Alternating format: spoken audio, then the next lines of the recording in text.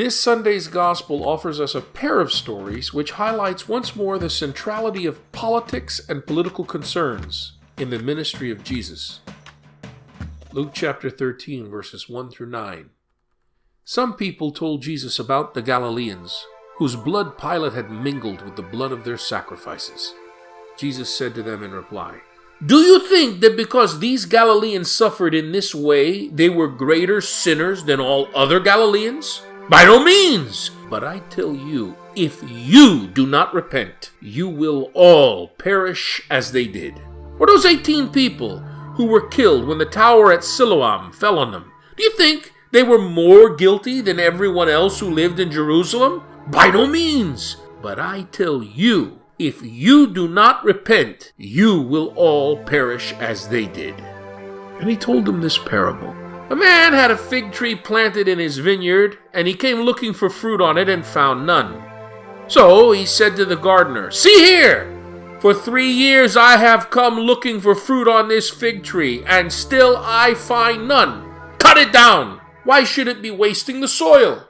He said to him in reply, "Sir, let it alone for 1 more year, until I dig around it and put manure on it. If it bears fruit next year, well and good. But if not, you can cut it down."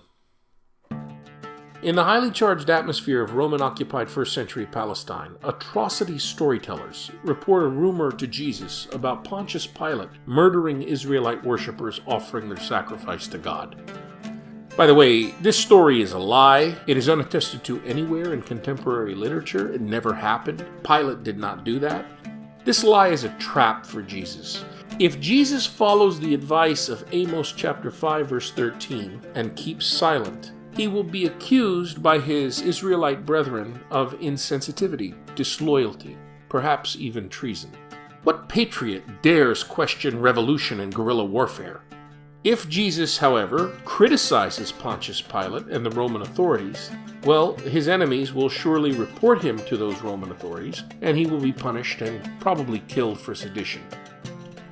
Too often, those who suffer political oppression and their defenders assume that political suffering is the only kind that counts, and they become indifferent to other suffering, especially if it comes from a non-political source. This is why Jesus' response moves the discussion from political rumor to personally shaming God, sin, and suffering. And he concludes with an exhortation that all must have metanoia, all must repent. The Lucan Jesus turns attention from the hated oppressor, Pontius Pilate and Rome, and focuses it instead on the complainers. They should forget all about Pilate and worry about their own relationship to the patron God of Israel. One can only wonder why the questioners did not turn on Jesus and murder him on the spot at this moment, as they had tried to earlier on in Luke's narrative in a similar confrontation in the Nazareth synagogue. By the way, my friends, are any of you involved in social protest? If so, that's very good. There's so much to protest about. There's so much injustice in the world that needs addressing. Good!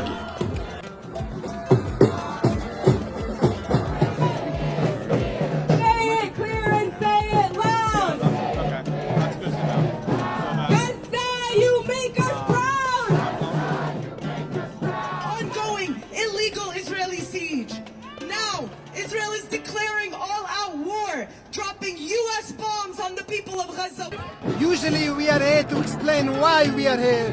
Today the people who are not here, they should explain why they are not here. Everybody who is a human being should be here to stand on the right side of the history. And we as Jewish people, we are here to counter the Zionist propaganda lies that this is a religious war.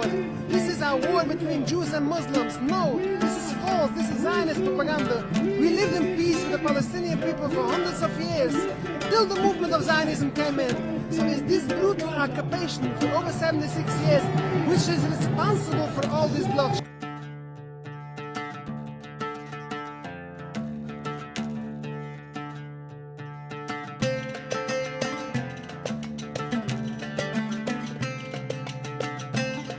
The Christian Zionism movement started hundreds of years before Jewish Zionist movement.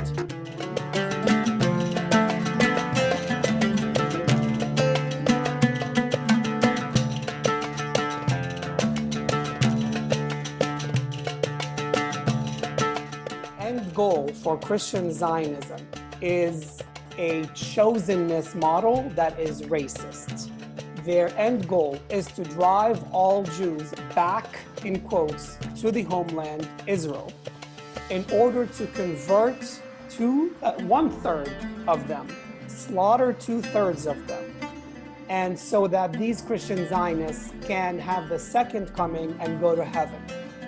Not only are Muslim Palestinians nowhere are part of this paradigm, neither are Christian Palestinians, because we don't fall under this framework, because it is a racist framework made up by Western Christianity and colonized through theology and through on-the-ground facts that they push on our government policy.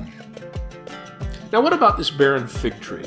While the preceding discussion concerned the people, this one unmistakably concerns the leaders of Israel, the fig tree, who are stealing life from the people, the vineyard. It was Isaiah, back in Isaiah chapter 5, verse 7, who showed us that the vineyard of the Lord is Israel.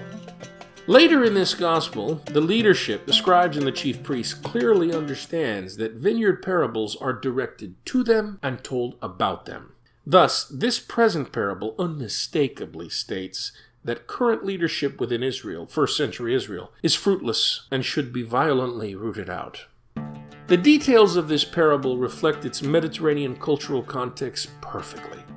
The vineyard owner obviously lives in the city and rents his vineyard to a tenant farmer who does the digging, the planting, etc. The story reports that he had the tree planted. The fact that the man in this story had the fig tree planted suggests he's not a peasant farmer, but a landowner, a landlord from the city who hires landless laborers. The Palestinian fig tree bears fruit 10 months out of the year, and so one could reasonably expect to find fruit on it at almost any time. The time sequence regarding fig trees in Israel is this. First, the tree would have 3 years to grow after planting. The fruit of the next 3 years is considered forbidden. The fruit of the 7th year is considered clean and ought to be offered to the Lord. So the owner in this parable has come seeking fruit for 3 years. That means it's 9 years since it was planted. And the situation begins to look hopeless. He rightly urges that it be rooted out, but the gardener urges mercy. Give the tree yet another chance. By the way, digging trees out rather than cutting them down was the common practice. Recall in Luke chapter 3 verse 9 where the axe is laid to the root of the tree rather than the trunk. Keep in mind that this parable is not really about trees. What it's about is first century Israel's leadership, the corrupt elite. The gardener's proposed remedy for the tree's problems reflects Jesus' mastery of insult humor. Throughout the Gospels, Jesus, the authentic Mediterranean native, the authentic Middle Eastern male, resorts to insults on a regular basis, and they are always gems. Jesus was a master of the insult. The gardener might have proposed the usual remedies, new soil for the tree, maybe increase the watering. Instead, he proposes spreading shit all over it. Jesus' original peasant audience undoubtedly roared with laughter. This is just what those shitty leaders need. Most English translations, including the New American Bible Revised Edition, completely sanitize this.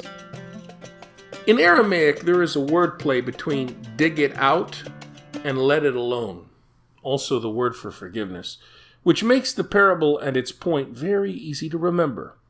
Judgment? Dig it out? No. Mercy and forgiveness. Let it alone. You know, a tree cannot lift itself out by its roots. They, the leaders of Israel, the Judean elites, need the intervention of an outsider, the gardener, the patron god of Israel himself. My friends, dedicated reformers are often so focused on the evils to be exterminated that they neglect the need for personal reform as well. This is as true of all as it is of leaders. This is the point of the Lucan Jesus, the one he makes in this Sunday's masterful cluster of readings. The gospel passage is beautifully appropriate to Lent. Enough said.